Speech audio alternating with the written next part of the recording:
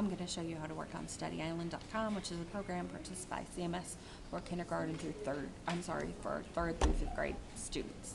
So you are going to go to StudyIsland.com. It's a web-based program. So we're going to go ahead and we are going to look at the computer. We are going to go to the internet. You will do a lot of work in here. So you just kind of get familiarized with it. StudyIsland.com. Your username is SIADMIN 15005, and your password is PW63173, which I have left for you on a piece of paper. So the administrative view is a little bit different from the student view. So what you're going to be mostly working with is this admin function. To add users, click Add Users. Usernames are a little bit different for Study Island. They're not their CMS student ID number.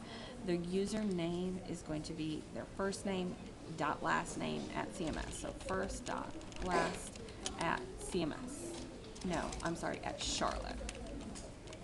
So again, their password is set to study, and that's fine to leave it at study. Some of the older kids change it to their birthday password, and that's fine.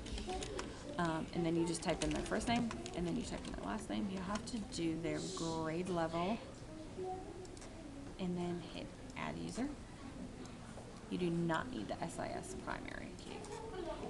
Okay, so that student was added, and we're going to actually go back to the admin page. So here we have all of our admin tools and functions. Most of the time I am either adding users or I'm using this to find passwords. Teachers forget their passwords a lot, and let me go back just in case you didn't see that. And I'm just doing show users in, and I'm just clicking teachers, and then it's going to pull up all the teachers for Croft Community School.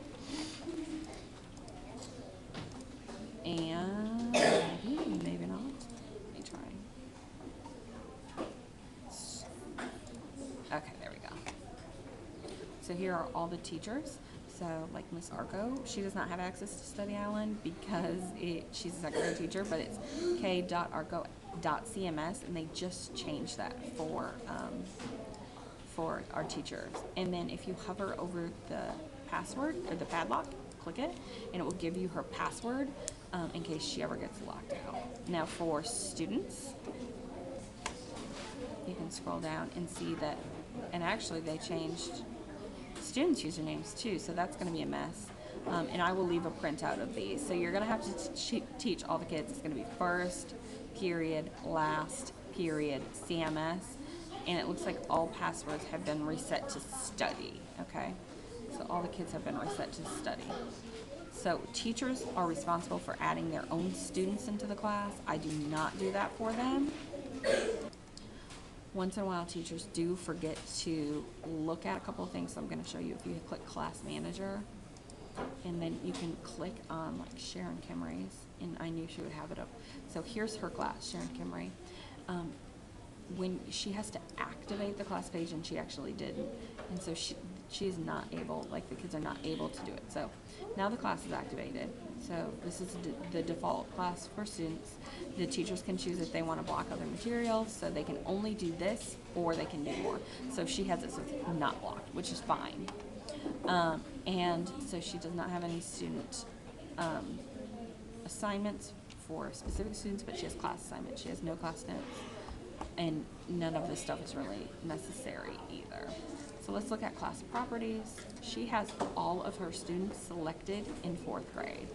So she just has to click on them or click them off, and it's that simple. That's it. Okay, let me go back.